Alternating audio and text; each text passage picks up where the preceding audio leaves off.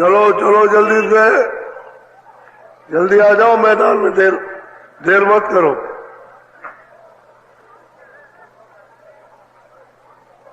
चलो चलो, समय होने वाला।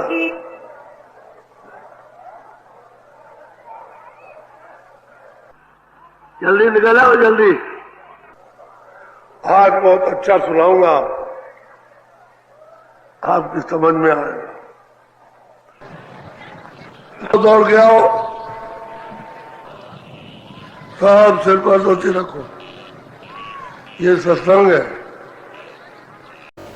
इन चारों का जाल ऐसा फैला हुआ है, इससे कोई जीव निकल के जा नहीं सकता। और वो कहते हैं मैं उसके बहुत परे हूं, मैं तो बिल्कुल इन सब से अलग हूं, इसलिए मेरा वेद कोई नहीं जानता। और ये सब उसी का ध्यान करते रहते हैं, उसी सब पुरुष का। अगर ध्यान न करें तो सारा राजपाट चला जाए, एक क्षणों में चला जाए, क्या देर लगती। अखंड ध्यान सब करते रहते हैं, ईश्वर भी करता है, ब्रह्म भी, पार्वती भी करते हैं, महाकाल अखंड ध्यान उसका करते हैं। एक क्षण भी उसके ध्यान से इधर उधर नहीं हो सकते, नहीं तो सारा राज चला जाए। क्यों कि इन्होंने तपस्या से तो ये सब कुछ लिया ही है। जब प्रसन्न हो गए तो सत्पुरुष ने ये सब कुछ दिया, ये जीवों का भंडार भी दिया, सब मंडलों में, और इनको भी सब दिया। अब ये ला करके इन्होंने अपनी बस्ती बसा ली। अब कोई रास्ता तो निकलने का रहा नहीं, फंसा लिया। बोलो। तीन लोक एक बूंद पसारा, सेंध रूप में। अब वो कहते हैं कि तीनों लोगों की जो रचना है बूंद है, और सैदल कमल में बैठे हुए बूंद है, उनका ये सब पसारा है। जिनको ईश्वर कहते हो, गाठ कहते हो, जिनको खुदा कहते हो, वो एक बूंद है, उस सत्य देश की एक बूंद, उसका ये पसारा है थोड़ा बड़ा लंबा। फिर उसको वेद कहते हैं, न ये थी, नहीं अभी कुछ और है, अभी आगे कुछ और है, लेकिन हमने ठीक से देखा नहीं, पर कुछ मालूम होता है कि ऊपर कुछ और है, इनको कुछ पता नहीं। इनको ऐसा जाल फैलाया कि आप किसी को नहीं छोड़ सकते हो। स्वर्ग में उनकी ऐसी रचना कि उधर नहीं सोच सकते। आद्या महाशक्ति का लोक इतना बड़ा लोक है कि उधर कोई जा ही नहीं सकता, इतनी मौनी, यानी मोहित हो जाए। बड़े बड़े वहां तपस्वी, बड़े बड़े ज्ञानी और ध्यानी हार करके चले गए, उधर जा ही नहीं सकते, इतना मोहित रूप है। जब यही किसी स्त्री को देख लो, बच्ची को, तो आप मोहित हो जाते हो, इसी नहीं छोड़ते हो, उसके पीछे आपका तन चला। उधर तो इतनी मोहनी मूरत कि वहां तो सबका हरण हो जाएगा, कोई बचने वाला नहीं। ऐसा वैसा जाल बिछाया उसने। वो तो कोई जीव जो है महात्माओं से जुड़ करके, लग करके, और अपना सब समर्पण करके पार जा सकता है। वैसे वो किसी को जाने देगा? वो बहुत प्यार से समझा रहे हैं कि मैं इन सबसे अलग हूं। बोलो।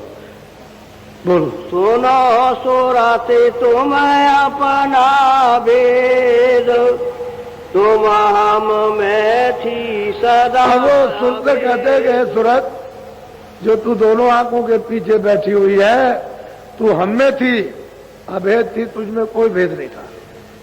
मेरा तेरा रूप एक था, अभेद थी, मुझमें थी।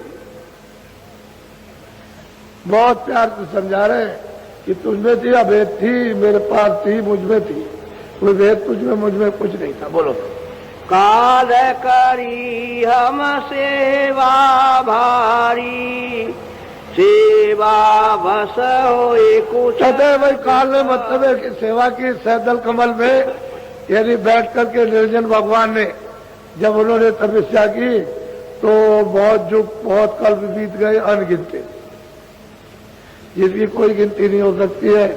तो मैं उनसे खुश हो गया, प्रसन्न हो गया। तो मैंने कह दिया कि भाई आप क्या चाहते हो? तो उन्होंने मांगा, इनको हमको दे दीजिए। तो मैं प्रसन्न होकर के मैंने उनके सुपुर्द किया, दिया, यानी भंडार जीवों का अलग अलग लोगों में, देशों में तकसीम कर दिया। बोलो। तुमको मांगा हमसे उस तुम्हें सेवा। कहते उसने तुमको हमसे मांगा और हमने सेवा के बस होकर के उसको सौंप दिया।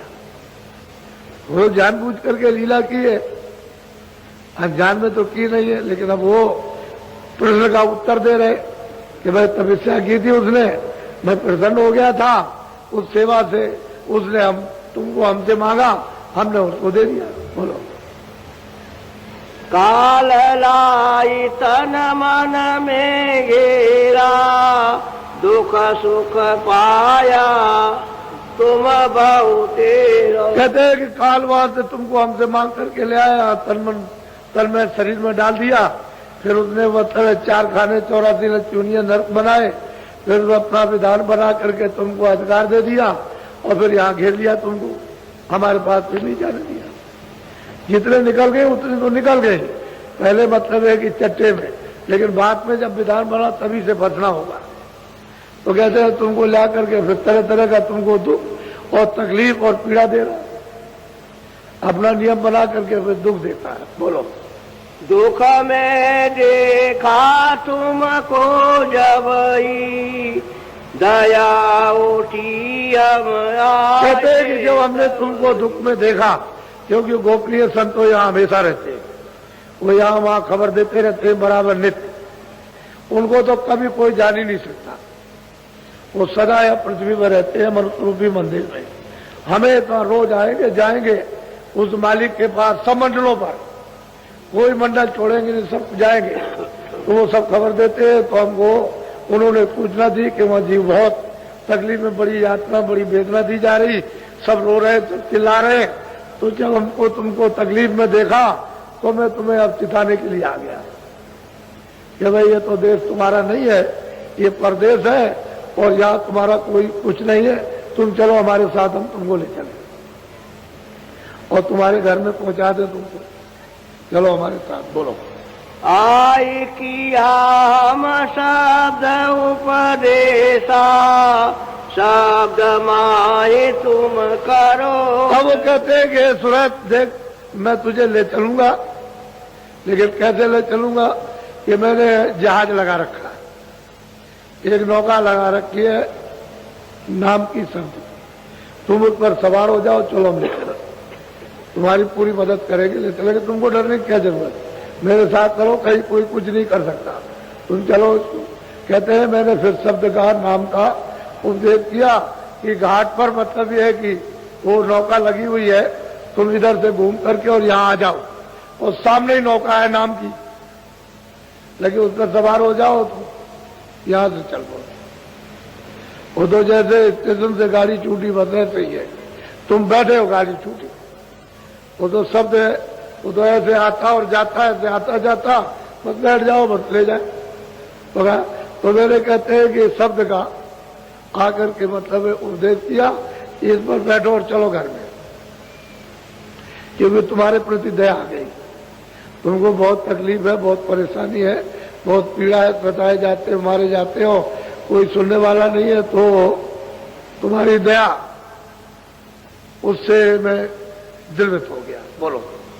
शब्द शब्द पौड़ी हम रची, चारे चारे पहुंचो नगर। कहते हैं कि हमने शब्द की सीढ़ी बना रखी है, सबसे नीचे वाला शब्द है घंटा शब्द, उसके बाद बादलों की गरज और मृदन, उसके बाद में किंगरी सारंगी, उसके बाद में बंसी, कहते हैं पौड़ी, पौड़ी कहते हैं सीढ़ी, हमने बना रखी है स्थान दर स्थान, तुम इसको पकड़ो और चलो चलो पहले स्थान पर, वहां उसका साक्षात्कार हो जाएगा। उसी नाम को, शब्द को, उसी को पकड़ करके तो गोस्वामी जी महाराज गए थे, उस सहजल कमल में वो निरंजन भगवान बैठे हुए, मोह विलोक राम मुस्काई, उनका साक्षात्कार, यही खुदा है। ईसाइयों के यही गॉड है, हिंदुओं के परमात्मा। इसके बाद में ब्रह्म कहते हैं दूसरा, उन्होंने शब्द पकड़ लिया तो दूसरी मंजिल पर पहुंचे, वहां ब्रह्म बैठे हुए, वो हिंदुओं का ब्रह्म, मुसलमानों का रब, इस तरह से ऊपर पड़। तो मैंने पौड़ी सीढ़ी बना रखी है शब्दों की, एक को पकड़ो दूसरे, दूसरे को पकड़ो तीसरे, चलो अपनी सच्ची नगरी में।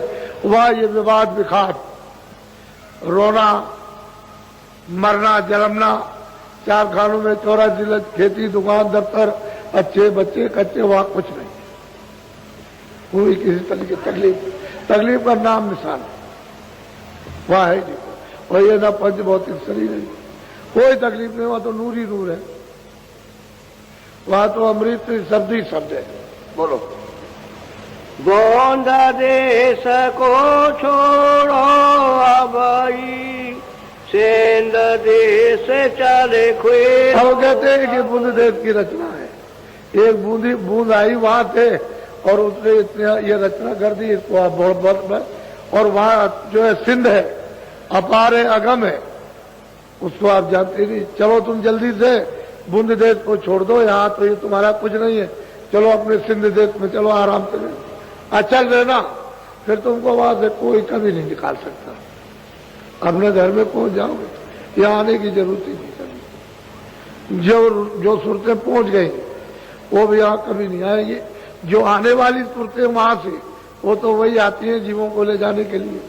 जो पहुंच जाते हैं वो भी जीवों को ले जाते हैं, और जो वहां से आते हैं वो भी ले जाते हैं। वो दोनों का काम एक ही हो जाता। पहुंच करके काम करो जीवों के ले जाने का, या वहां से आकर के आप काम कीजिए। चलो अपने सिंध देश में, ये तो बूंद देश है, एक बूंद है, तो बताओ इसका उसका क्या मिसाल दिया जाए। वही तो मैं कभी कभी सोचता रहता हूं कि आपको किस बात बताया जाए। अगर वहां की कोई चीज एक भी समझा दी जाए, बताई जाए, तो आप कहोगे तो मैं पागल हो गया, नहीं तुम पागल हो गए। वो तो वहां कुछ और है। बोलो। हाँ। बूंद देश तिरलोकी जानो, रचन मोरा कवया। कहते हैं ये 3 लोक की जो रचना है वो मतलब यह है कि तरतीब से अलग अलग। वो यह है कि जब सूरत ऊपर से आई तो वहां त्रिकुटी स्थान पर इसको एक कपड़ा, पहले तो शब्दरूप थी, जब आई और बादलों की गरज और मृदंग की जब धुनी पर उतारी गई तो कपड़ा पहरा दिया, शब्द स्पर्श रूप रस गंध का।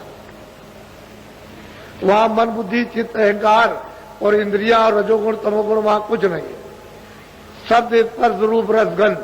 अब इसका बोध होने लगा, उसके ऊपर सूरत शब्द रूप थी, स्वयं सब कुछ देती थी।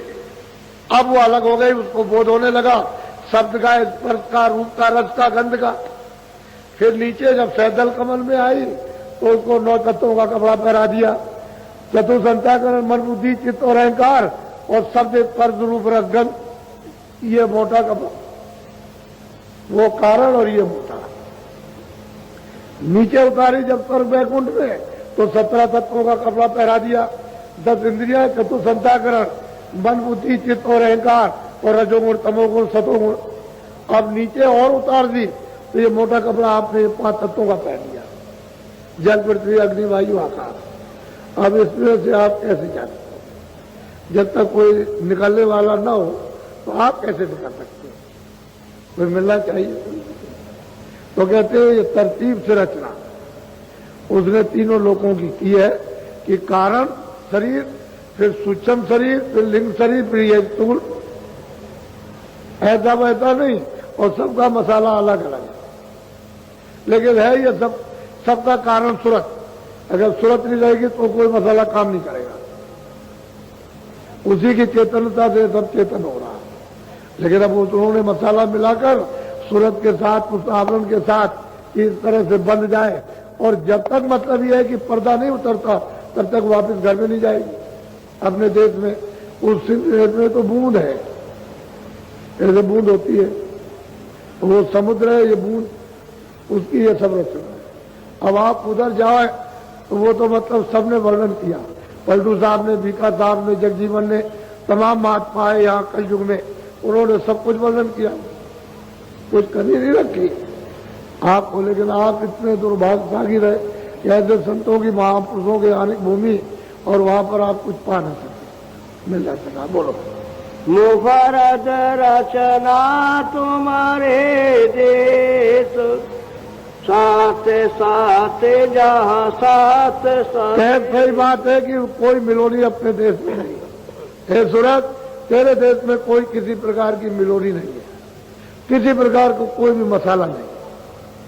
और तू फिर अब ये मसाला वहां जाएगा नहीं, क्योंकि उनकी मौज थी इस मसाले को सबको निकाल बाहर करो, अलग कर दो। ईश्वर भी वहां नहीं जा सकते कभी, और ब्रह्म भी वहां नहीं जा सकते, और पार में भी। इन सबको सत्पुरुष ने देश निकाला कर दिया। लेकिन सुरतों के लिए, इन जीवात्माओं के लिए आजादी रखी कि जा सकती।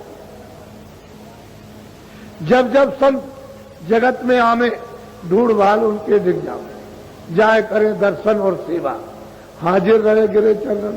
जब कभी भी आ जाए महापुरुष और आप उनकी खोज करते रहो, कभी न कभी कहीं न कहीं वो आपको मिल जाएंगे। कहते हैं कि फिर सेवा कर लो, दर्शन करो, सेवा करो, और उनका जो सत्संग, बस ये मुख्य चीज है, तो आपको पता ठिकाना सब मिल जाएगा। और जब तक आप उनसे जुड़ोगे नहीं तब क्या पता चलेगा, कुछ नहीं मालूम। तो सूरत के प्रश्न का उत्तर बहुत, उसको मतलब ये अच्छी तरह से विधि विधान से दिया। बोलो। या रचना तरकी भी हुई, तो मैं खोले सुनाऊं। कहते हैं यहाँ तरकीब की रचना है, वो मतलब यह है कि वहां तुम्हारे यहाँ रचना कोई मिलोनी की नहीं है, स्वच्छ। वहां ये सब, वहां तो शब्द ही सब खेल है, सारा शब्द का समुद्र, सागरी समुद्र। कितना लंबा चौड़ा है उसकी पैमाइश कोई वहां नहीं कर सकता। खरबों वर्षों तक भी एक रफ्तार चलता रहे तो नहीं कर सकेगा, इतना लंबा चौड़ा। तो क्या उसकी कोई महिमा हो सकती? बोलो। मुफरद बूंद हमारी आई, दूसर माया आन मिलाई। कहते हैं कि भाई वो रचना तो पहले वो जो सूरत आई थी वो भी तो सुरत ही है। अरे जैसे ऊपर से ये सुरतें जहां से उतारी वो भी तो सुरत ही है, मतलब वो भी आई, तो वो भी मतलब निर्मल आई थी पहले। लेकिन फिर बाद में जो मसाला नीचे को डाल, नीचे जब किया गया तो उस मसाले को जब मिलाया तो वो भी बच गए, वो भी निकल के नहीं जा सकते, क्योंकि मसाले के अंतर्गत आ गए। अब ये जीव बेचारे मसाले में फंस गए। अब ये तो निकल सकते हैं, वो नहीं जा सकते। कहते हैं उस माया ने, उन्होंने जो मसाला मिलाया ऐसा आकर्षण, यानी मृत्यु चेतन जड़, चेतन जड़, उसका ऐसा तैयार किया कि इसी में आकर्षण, एक दूसरे को खिंचाव ये बना रहता है कि इसमें से कुछ मिल जाएगा, मिलेगा कहीं कुछ नहीं, मिलने कुछ नहीं। यहाँ का भोजन, अनाज, सब्जी, फल, दूध, घी, इसकी रक्षा के लिए कपड़े, मकान, झोपड़ी, जो कुछ भी है, ये दवा, दारू। लेकिन जब स्वर्ग वैकुंठ में जब जीवात्मा जाती है तो उसका भोजन ये नहीं, न दूध है, न पानी है, न ये, न कुछ नहीं, फल फूल कुछ नहीं, अनाज वगैरह। वहां तो केवल सुगंधी है। सुगंधी नहीं मिलेगी तो वह जीवात्मा उस लिंग शरीर में स्वर्ग वैकुंठ में नहीं रह सकती। तो भोजन है इन जीवात्माओं का सुगंधी का। इसके बाद अगर इस पर्दे को भी उतार दें, इसको अलग कर दे लिंग पर्दे को, और ऊपर चली जाए सूक्ष्म लोक में, तो वहां सुगंधी बहुत ज्यादा, लेकिन भोजन सुगंधी का नहीं है। सुगंधी बहुत बहुत सुगंधी, लेकिन भोजन नहीं है सुगंधी का। उसका भोजन है नूर का, यानी प्रकाश का। सूक्ष्म शरीर में यानी प्रकाश का भोजन है, सुगंधी का नहीं। लिंग शरीर में सुगंधी का भोजन, प्रकाश तो यहां भी है, लेकिन भोजन है सुगंधी का। और फिर जो सूक्ष्म शरीर है, जो सहजल कमल में, तो वहां मतलब प्रकाश का भोजन, सुगंधी बहुत है। उसके ऊपर में जाइए तो वहां सुगंधी का, प्रकाश का भोजन नहीं है, वहां शब्द का भोजन है। बगैर शब्द के स्वर्गवानी रह सकती, कारण शरीर है। तो सबके अलग अलग स्थानों पर अलग अलग शरीर। इसके ऊपर चली जाए, ब्रह्म के ऊपर चली जाए, पार ब्रह्म में, तो शब्द रूप हो जाती है। ये रचना करने वाली हो जाती है। इसमें इतनी क्षमता कि कितनी बड़ी बड़ी रचनाएं खूबसूरत कर देती है। यही कुछ रचना करने लगती है, शब्द रूप हो जाती है। इसलिए कहते हैं सूरत, मैं तुझको खोल करके बता रहा हूं, इसको अच्छी तरह से बोलो। पांच तात तीनों गुण मिले, यह सब 10 आपस में। कहते हैं 5 तत्व और 3 गुण, ये सब मतलब ये है कि आपस में रल मिल करके सब ये खोल तैयार कर लिया। बोलो। रल मिल कर इन रचना ठानी, 3 लोक और चारों का। बस कहते हैं कि भाई इन 5 मिला करके इन तत्वों को और फिर रचना मसाला तैयार कर लिया। फिर इन्होंने ये 3 लोक और मतलब ये कि मृतलोक और चारों खानी और ये नरक गरक सब तैयार कर दिए, क्योंकि वो तो तपस्या करके ले आए थे। उनको तो अपनी मौज मर्जी, अब वो जैसा मालिक ने किया वैसा ही, तो जीवों को ले आए। बस जीवों को ले आकर बस ये बेचारे लालच में मोह ममता में फंस गए। बोलो। जहाँ मिलो नीता विचार, जहाँ एक एक में कहा विचार। कहते हैं कि जहाँ माया की मिलोनी है वहाँ तो विचार होता ही है, लेकिन जहाँ माया पर्दा नहीं है वहाँ तो कोई विचार नहीं, वहाँ तो एक ही है। बोलो। हमारे देश एक सतनाम, वहाँ विचार का कुछ अब वो कहते हैं सूरत तू अपने देश में चल, वहाँ तो एक ही है, वहाँ विचार विचार वहाँ कुछ नहीं है। विचार सब खत्म हो जाते हैं, तुरंत शब्द रूप हो जाती है। वो शब्द समुद्र में जाए शब्द है उस सिंध में, उसमें जाकर वो शब्द रूप हो जाती है। यही बूंद उसमें सिंध हो गई, उसी में मिल गई। जल की बूंद जल में आप समुद्र में डाल दीजिए, वो समुद्र का रूप हो गया। यही सूरज जब जाकर उसमें जब गिरती है तो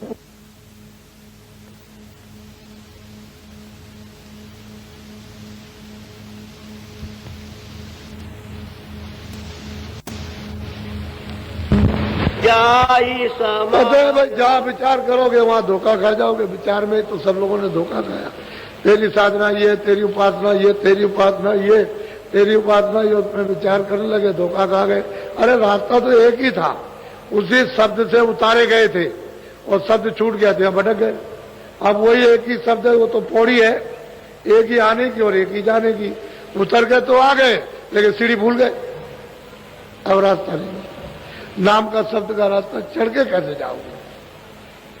दूसरा कोई रास्ता ही नहीं, जल तो एक ही है। अब यहां आप विचार करते हो कि तू ऊंचा है मैं नीचा हूं, कोई कुछ कहता, कोई कुछ कहता, कोई उनको गाली देता, कोई उनको गाली देता, कोई बुरा भला कहता, कोई। अरे भाई अपनी अपनी जगह पर, अपनी अपनी जगह है उसको, लेकिन बात यह है कि ये तो सब मिलोनी है। यहाँ तरह तरह के भिन्न भिन्न विचार, भिन्न भिन्न वासना और भिन्न भिन्न तरह काम क्रियाएं, ये तरह से इसमें फंस गया था। अब वो एक रास्ता तो रहा नहीं, अब तो अंधकार में अनेकों रास्ते हो गए, इसलिए कोई रास्ते नहीं मिलता। अब जब तक कि महात्मा न मिले तो बच्चों ये रास्ता नहीं मिलेगा। मनुष्य रूपी मंदिर में दोनों आंखों के बीचों बीच ये सूरत बैठी है और यही से रास्ता जाता है, लेकिन आपको घाट नहीं मिल रहा। घाट मिलेगा तभी तो तैरोगे, घाट नहीं मिलेगा तो कैसे जाओगे आप? बोलो। चलने की तो करी तैयारी, स्वामी से यो वचन। वो थोड़ा कहते हैं कि स्वामी अब मैं समझ गया, मेरा भ्रम चला गया, कोई किसी तरह से। अब तो यह है कि मुझे ले चलिए आप, और पहुंच तो गई है, ये पहुंचने ही वाली प्रश्न कर रही, लेकिन आपको बता रही अब तैयारी चलने की तैयारी कि अब ले चलिए। बोलो। संशय एक उठा मोई भारी, सो निर्वार करो विस्तार। कहते हैं कि और कुछ संशय है जीवों के लिए, कुछ उसका भी निवारण कर दीजिए, क्योंकि वो तो बहुत जरूरी है। जीवों के हित में कोई चीज आ जाए तो फिर कब प्रश्न करेंगे? बोलो। सेवा बस तुम काल को सौंप दिया जब मोई। अब सूरत कहती है कि स्वामी आपने सेवा के बस प्रसन्न होकर उसने आपसे मुझको मांगा और आपने मुझे उसको दे दिया। मेरी ये दशा हो गई आप कहते हो चलो अपने घर में, आप निश्चिंत रहो, वहां कोई दुख नहीं है, वहां सुखी सुख है, वहां कोई तुम्हारे ऊपर प्रहार नहीं करेगा, वहां कोई मसाला है ही नहीं। तो कहती है कि स्वामी जब आपने पहले सौंप दिया, अब ये विश्वास दिलाइए कि फिर मैं पहुंच गई और मुझे कोई सेवा के बाद फिर सुपुर्द कर दे तो मैं तो मारी गई, ना मैं इधर की रही ना उधर की रही। बहुत आपके लिए बहुत ऊंचा प्रश्न है, बोलो। तो अब कौन भरोसा है फिर भी ऐसा। तो बहुत प्यार से कहते हैं स्वामी जी अब क्या भरोसा किया जाए, क्योंकि आपने सेवा के बाद हमको दे दिया और अब अगर हमको वहां चले गए फिर कभी ऐसा हो कि आप कोई सेवा करें और फिर उसको प्रसन्न होकर दे दे, तो ये संशय एक बड़ा भारी है जीवों के लिए, तो इसका निवारण कर दीजिए, बोलो।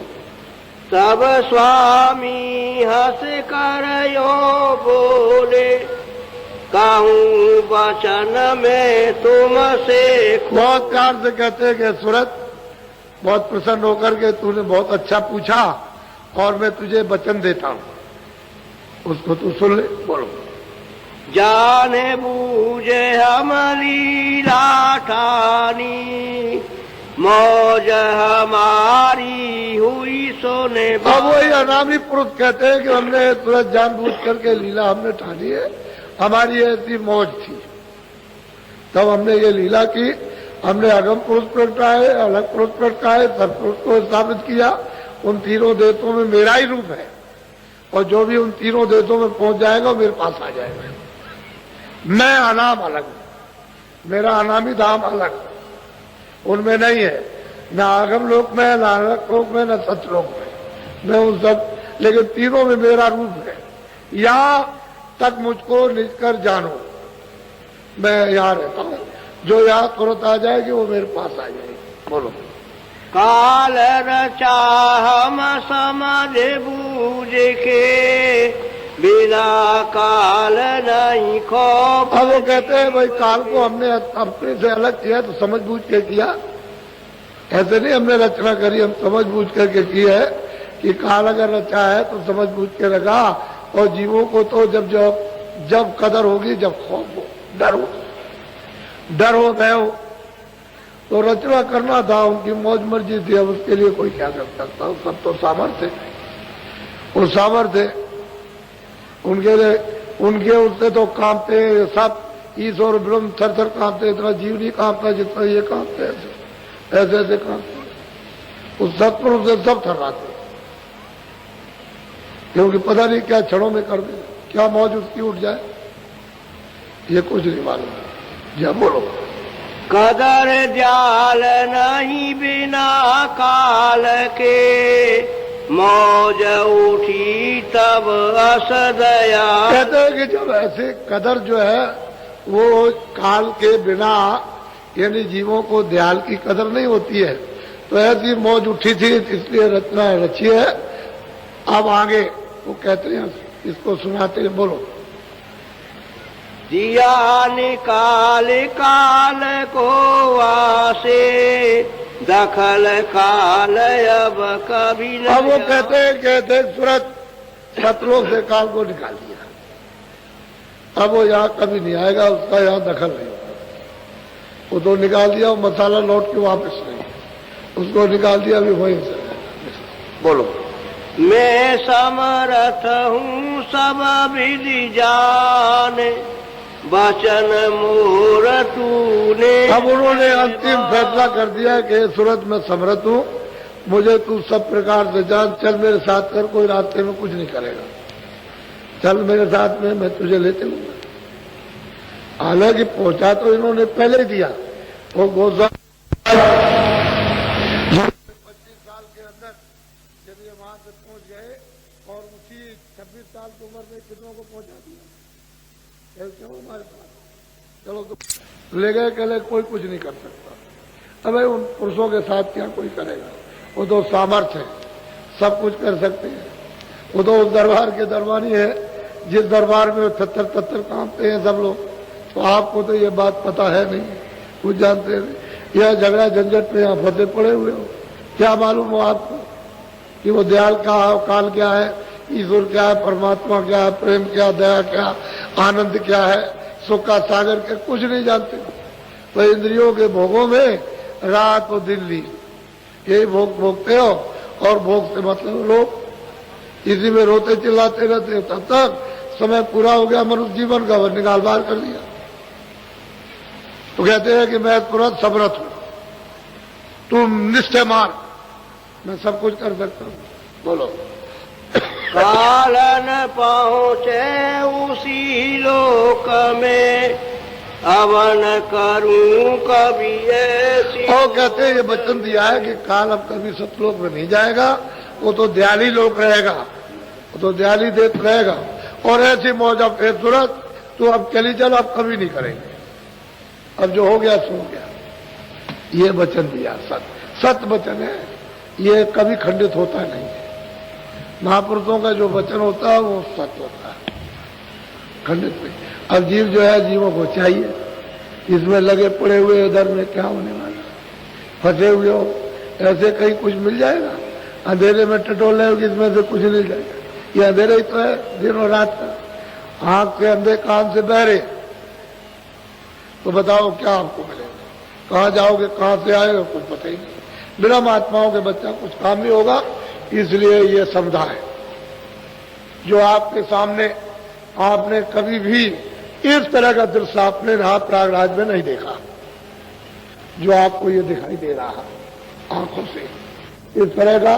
तो आप इसको ऐसा नहीं, आप जरा पहली तारीख को हो जाने दीजिए, मेरे मंच पर आकर के आप इस दृश्य को देख लीजिए, तो आपकी समझ में आ जाएगा ये सारे देश के अंदर इस जो अपनी सनातन पराविद्या है ईश्वर प्राप्ति के लिए, इस जीवात्माओं के कल्याण के लिए, तो आपको नहीं मालूम कि कैसे चालू होगी। आप तो जानते हैं जीवों को तो लाभ होना ही चाहिए। ये तो सबके लिए समा, ये सबके लिए उसकी दया बरसेगी। तो ये नहीं है, यदि ऐसा मत समझो कि मैं बहुत बुरा हूं, मेरे लिए दया नहीं बरसेगी, ऐसी बात नहीं।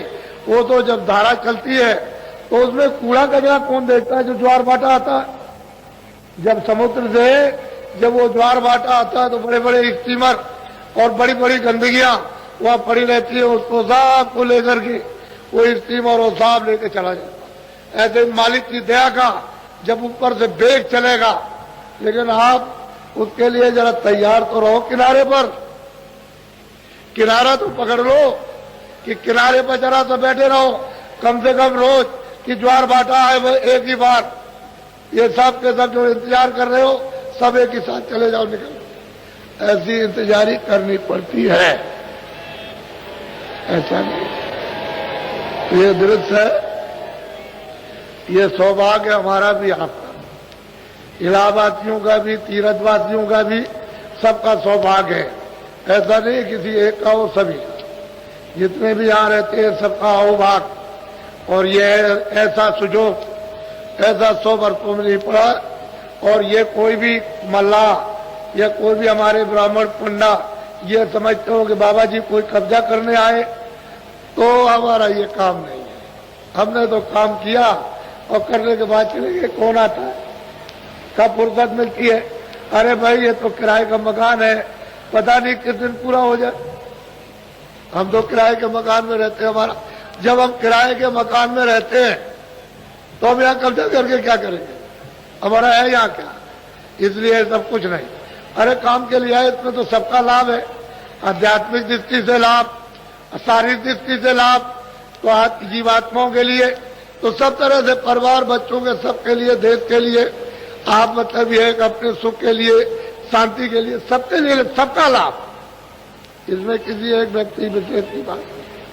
तो ये पराविद्या हमारी सनातन है, ये अनादिकाल की, और अनादिकाल की विद्या जिसको हमने छोड़ दिया उसके बगैर हम सब लोग दुखी परेशान हैं। तो उसी विद्या का रास्ता पकड़ लो, सीधे ऊपर की तरफ तो चलो, तुम स्वर्ग ही में रहो, चलो तुम बैकुंठ में रहो चल के, लेकिन रास्ता तो एक ही जाने का। जब तुम्हारी इच्छा हो तो स्वर्ग में रह जाना, बैकुंठ में रह जाना, पारब्रह्म में रह जाना, ब्रह्म में रह जाना, परे चले जाना, लेकिन यहां से चल तो चलो, निकलो तो यहां से। लेकिन आप यहां से निकलो अंधेरे में पड़े रहोगे तो बच्चा तब तो आपको कोई सुख नहीं मिलेगा। ये सब चीजें अपनी अपनी जगह पर सत्य है, जो जिसकी जगह अपनी जगह बिल्कुल निश्चित है, इसलिए आप उसको अदल बदल नहीं सकते हो। और महात्माओं ने किसी को बुरा नहीं कहा, सबको अपनी अपनी जगह की स्थापना और खुद पूजा की और खुद आपसे कराई और करा करके सीधे ले चले, तभी तो कोई आदमी छेड़ता छाड़ता नहीं है। अरे जिसके राज में रहोगे उसके अनुकूल चलोगे, खुश हो जाएगा। अब गोस्वामी जी महाराज कहते हैं कि मोह बिलो को राम मुस्काई, कहते हैं मैं उनके अनुकूल रहा तो मुझे देख करके, मैं उनको देख करके वो प्रसन्न हो गए। कहा अच्छा तुम चले जाओ, आगे निकल जाओ। तो तभी तो आगे रास्ता दे दिया, जब रास्ता दे दिया तो आगे चल दिए। उस पार जब गए तब देखते हैं जाकर के तो उधर के लोग भी खुश हो गए कि नहीं तुम आगे चले जाओ, प्रसन्न हो गए, तो फिर वो आगे चले गए।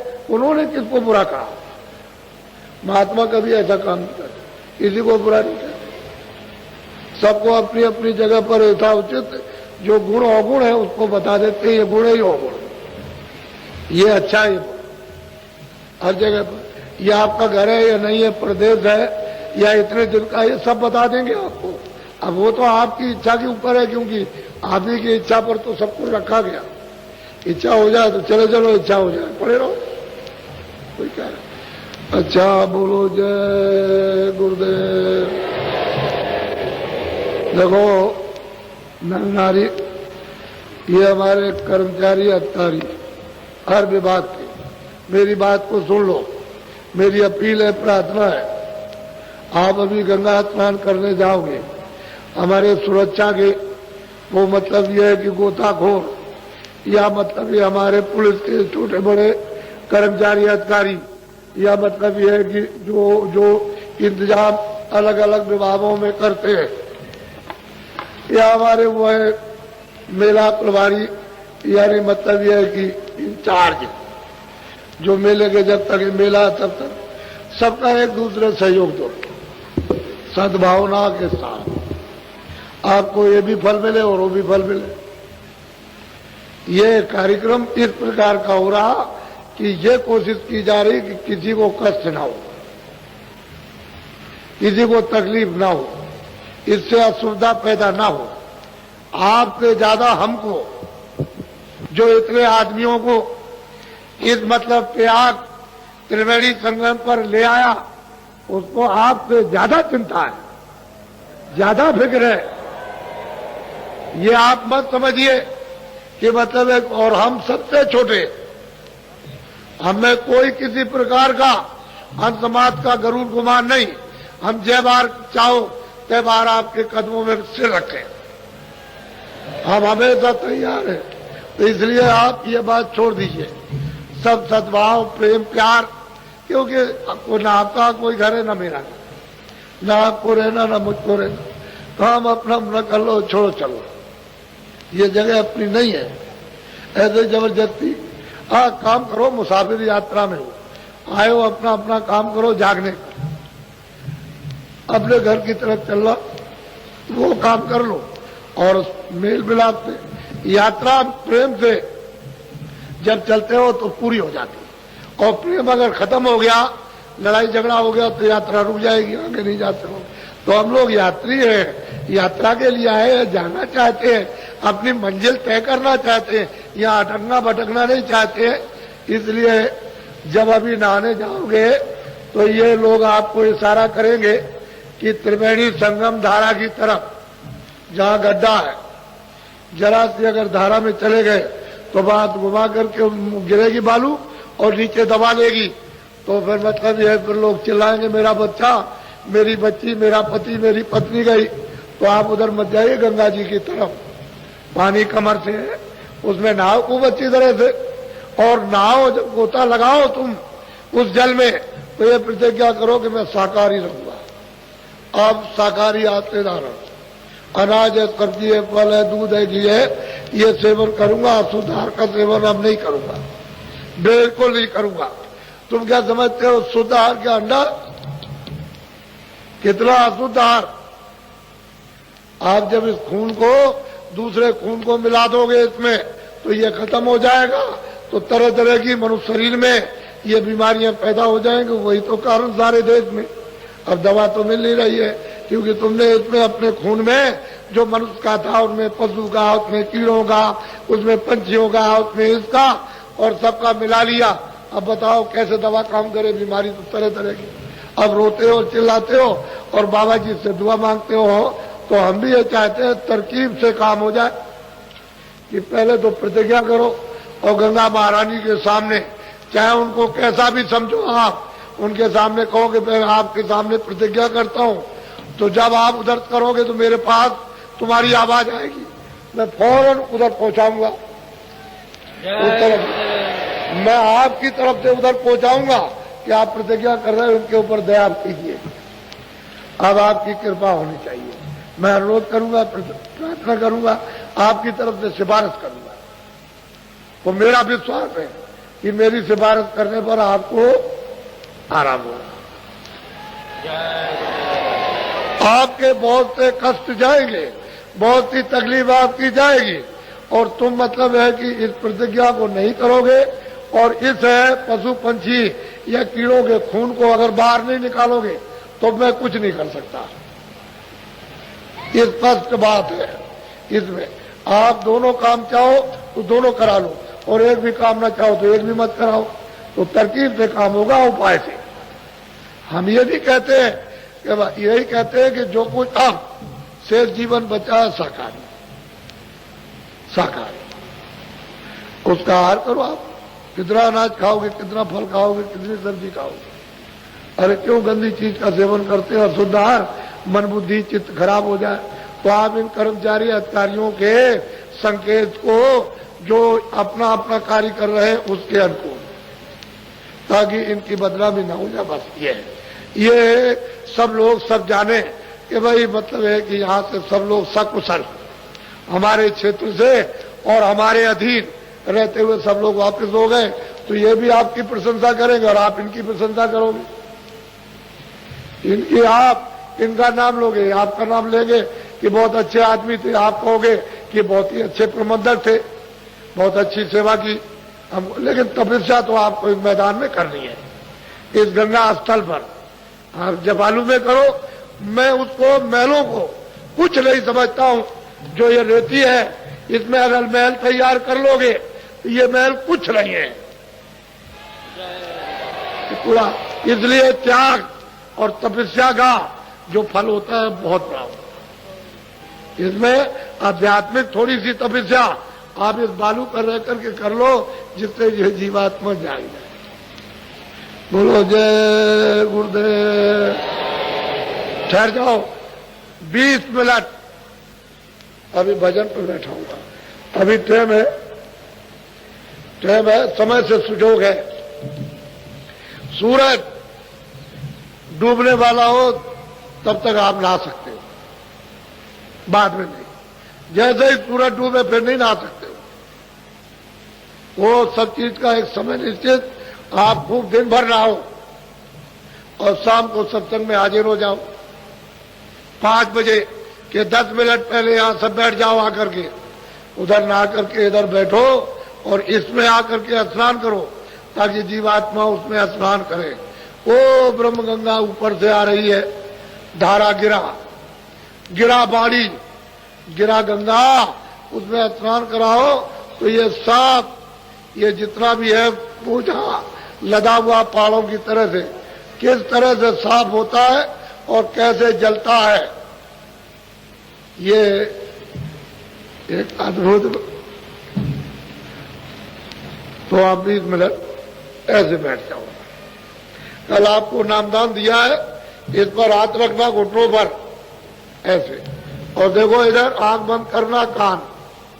ये जीवात्मा बैठी है दोनों आंखों के बीचों बीच, इसके चारों तरफ मन बुद्धि चित्त अंदर बैठे हुए। मन को, बुद्धि को, चित्त को जीवात्मा के कान के साथ रोककर ऊंचा ध्यान देकर के ऊपर की तरफ, यानी अंदर के कानों का रास्ता अंदर से ऊंचा ध्यान देना और गौर से सुनना। बैठ जाओ आप भजन पर, आंख और कान बंद करो, बंद कर लो आंख और कान।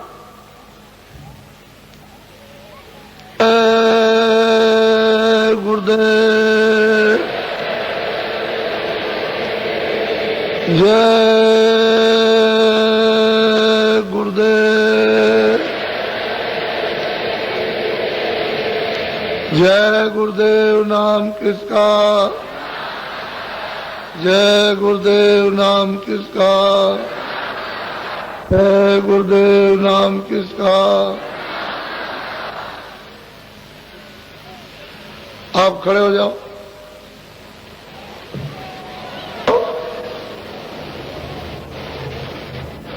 आप अपना अपना कैमरा ले आओ बच्चों। समझाओ बच्चों।